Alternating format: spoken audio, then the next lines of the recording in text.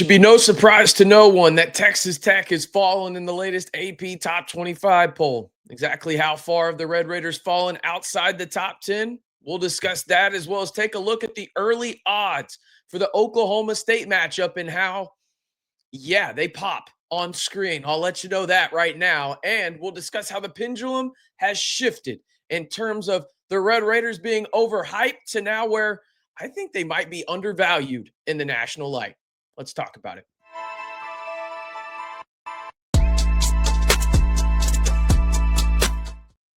Hey, how's it going, everybody? It's RC Maxfield here for the Red and Black Report. Appreciate y'all tuning in to today's video. If you haven't already, be sure to like the video and hit that subscribe button to stay in the know. 100% free all year long on your Texas Tech Red Raiders, whether it's on the gridiron, the hardwood, the portal, high school recruiting, or anything in between. We've got you covered right here on the RBR. All right, let's jump into it and take a look at the latest AP Top 25 poll. You can see it on your screen right there. The Red Raiders come in at number 14, dropping 7 spots.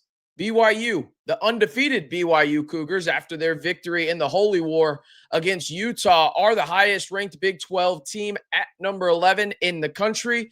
Texas Tech, as you can see, and I've already mentioned, is 14 as well. We scroll down a little bit and we go ahead and we look at, well, where are the other Big 12 teams? See it on your screen right there. You got Cincinnati at 21, and then Arizona State, the team that just upset the Red Raiders, is now the number 24 team in the country. So no surprise that the Red Raiders fell out of the top 10. I think that that was the expectation for a lot of people, and 14 felt like the right spot. If I'm being honest with you, I picked yesterday, discussing it with friends, that I thought the Red Raiders would actually fall to 15. So 14 is fine with me. That being said, AP voters, they're not very forgiving to teams in the Big 12 or ACC when you lose games, even though that those leagues are much more compact and teams don't separate as often. I still think Texas Tech is the best team in the Big 12, not trying to discredit what BYU has going for them, but the Red Raiders are very, very talented. And let's face it, it took a game-winning 2-minute drive by Sam Leavitt to beat the Texas Tech Red Raiders without their starting quarterback. I mean, again, hats off to ASU. They were really good yesterday, but Texas Tech was in a decent chance to win that football game by playing a what? C-? That's probably too generous. Offensively in terms of against Arizona State. So overall, I'm still tremendously high on Texas Tech, and we'll talk about that here in a little bit later on in the video, how I think that pendulum has shifted quite a bit in terms of the narrative surrounding Texas Tech football from what I've seen after their loss against Arizona State on a national level, because there were some guys that were tremendously high on Texas Tech before this matchup against the Sun Devils, and there's now a lot of people going the other direction, saying that maybe we overvalued them. And I think that there's a lot of nuance to this that we need to talk about. We'll do so here in just a second. But before we do, I do want to give a major shout out to today's video sponsor, and that is homefieldapparel.com. It's chilly outside here. I don't know where it is, where y'all are at, but it's chilly this morning. And I'm telling you what, I need to go to homefieldapparel.com and get a bomber jacket, maybe my Texas Tech vintage hoodie for the year. You can do the same and save 15% with the code RBR15. Head on over to homefieldapparel.com to get your new favorite vintage Texas Tech t-shirt, hat, bomber jacket, sweatshirt, whatever it is you need for Texas Tech football or men's basketball this season. When it comes to apparel, they've got you covered over on homefieldapparel.com, and be sure to use the promo code RBR15 to save 15% off your entire purchase. Their website domain is down in the comments below. All right. I mentioned that we were going to discuss the odds for Oklahoma State. I'll tell you this right now from the jump. I did not expect this number to be that high. I want you to hopefully not know what the number is before you go into this. Just think of the number in your head. Full transparency for me, I thought it was going to be about 22.5. Okay? It's a Big 12 team. I get it. Oklahoma State is booty cheeks. I really understand that. But I thought it was going to be like 22.5, maybe like 24.5. Okay?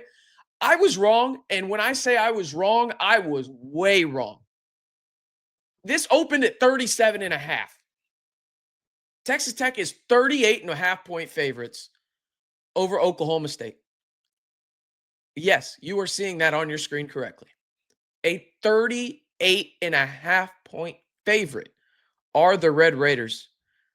Just unbelievable type stuff, if we're being honest. Again, total over under in this game is 56.5. That means the implied point total for Oklahoma State in this game is 9 points.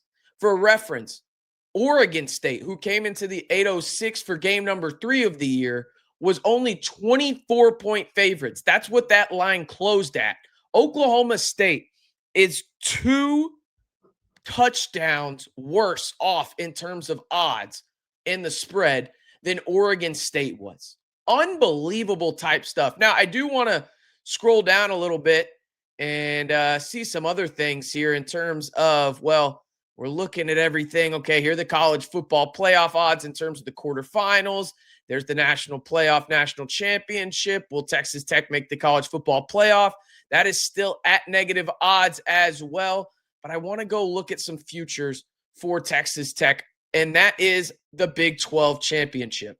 Okay, Texas Tech is still the odds-on favorite, even after their loss to Arizona State to win the Big 12. Now, albeit it dropped about 80 points, it was minus 185 going into the Arizona State matchup. Arizona State has now leapfrogged multiple teams. They were close to about 1,500 before their upset victory of the Red Raiders out in Tempe on Saturday afternoon. They are now second in the Big 12 in terms of odds-on favorites to win the Big 12. And I say odds-on favorite, they're just second in terms of the odds. BYU is third. Cincinnati has catapulted many teams and are now fourth in that. And there is a sizable drop-off from Cincinnati to Utah in terms of winning the Big 12 title. It really is going to come down to Texas Tech, Arizona State, BYU, and Cincinnati. There's quite a bit in terms of what Texas Tech needs in terms of not having the upper hand anymore on some of these aspects of it. But I'll tell you this right now, I still fully expect Texas Tech to make an appearance in the Big 12 title and have an opportunity to win said Big 12 title in Jerry World in early December. All right. I kind of wanted to talk about in this weird spot Texas Tech is in, right? After their loss at Arizona State, how the narrative has shifted from what I have seen. And again, I'm sure y'all have seen some other things on y'all's timeline, and y'all can call me out in the comments if you think maybe I'm going too far with this. But I think hand up for accountability. We got too big for our britches. Did we here in terms of some people in Red Raider Nation? I know I did. So again, hand up for accountability on my end. I thought Texas Tech was not going to lose a game this season. Again, just being wholeheartedly honest with you. That obviously changed because, well, Arizona State won, and congrats to the Sun Devils. They played a really good game. That being said, I don't understand the shift in narrative in terms of a lot of people saying this Texas Tech team was overhyped, okay? I don't understand it fully from this standpoint. Is there some aspects that Texas Tech probably got shown? Okay, maybe they were overhyped. Yeah, I think the secondary is one of them. The secondary came into the Arizona State game as a top 45 unit in the country. Not great by any stretch of the imagination, but I guarantee you this, you would have taken a top 45 unit on last year's team, right? That's one of the better secondaries Texas Tech has had from a metrics perspective in a very long time. The front seven, we know what they're capable of. That is arguably the best front seven in all of college football. And if not the best, it's in the conversation at the very least. Okay. But I want this to shift over to, well, the offense. And I have seen a lot of people over the last about 24 hours now, and we're putting this video out on the channel on Sunday night. So about 24 hours after the game is over, saying that Texas Tech offensively was overhyped. First and foremost, I disagree pretty strongly, but I'll lay out a couple points why. First and foremost, I don't think it can go understated, and we've talked about it here on the channel numerous times, and I feel like I'm almost a broken record at this point. Behren Morton is the best quarterback you have. It is not a diss to Will Hammond. I see some people in my comments saying you were too hard on Will Hammond yesterday. Like, no, I think it was a Will Hammond and a Mac Leftwich problem. More so Mac Leftwich. I mean, Will Hammond was just in the position that he was called in terms of the play calling, right?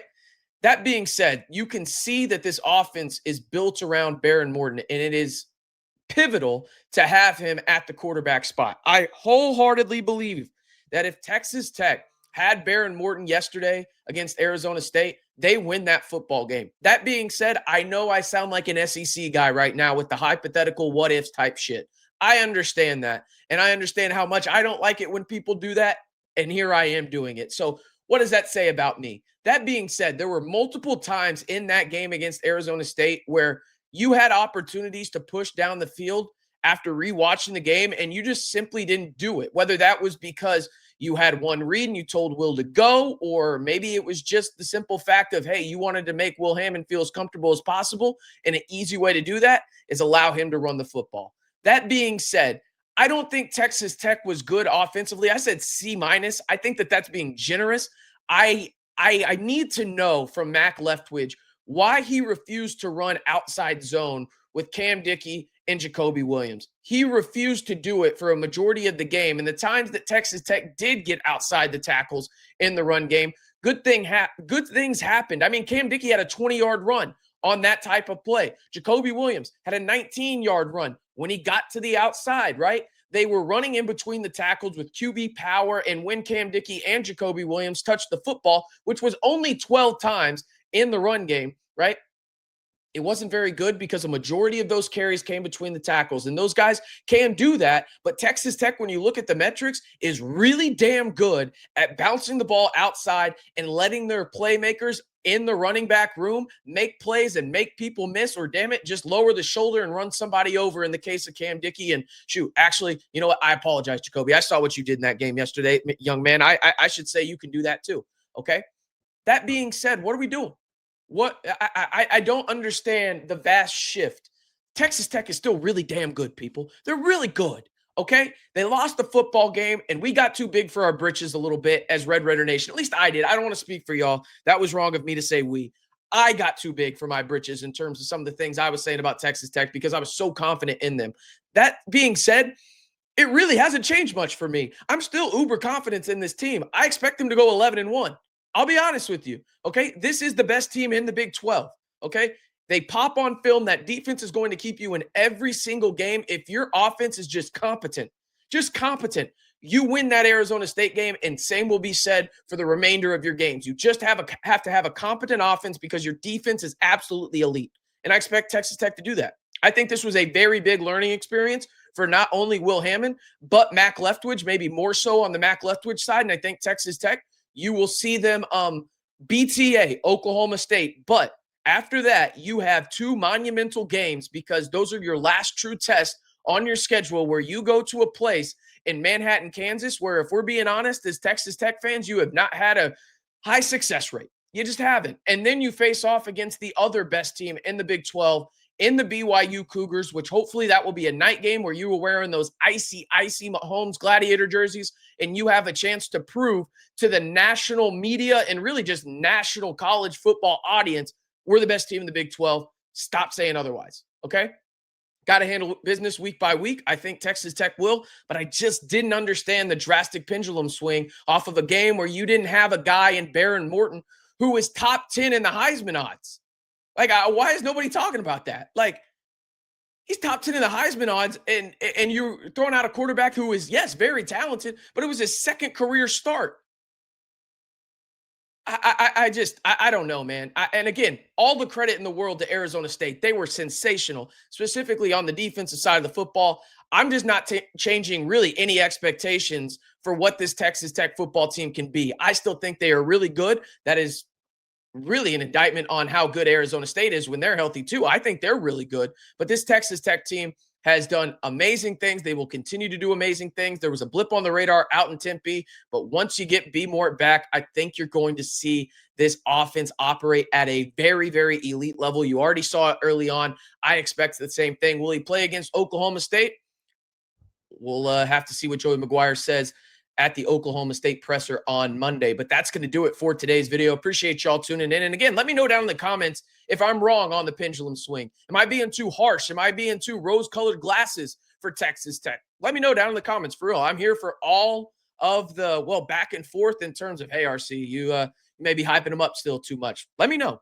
Let me know down in the comments, for real. And while you're down there, be sure to like the video, hit that subscribe button and turn on that notification bell to join the largest group of Texas Tech fans on YouTube right here on the Red and Black Report, whether it's on the gridiron, hardwood, portal, high school recruiting, injury news. We've got you covered on everything you need to know right here, 100% free. I can't make it more free than that, people. I tried. YouTube wouldn't let me. So I tried my best, though. And I appreciate y'all tuning in. I'm RC Maxfield, reminding you, as always, stay safe and Reckham Tech.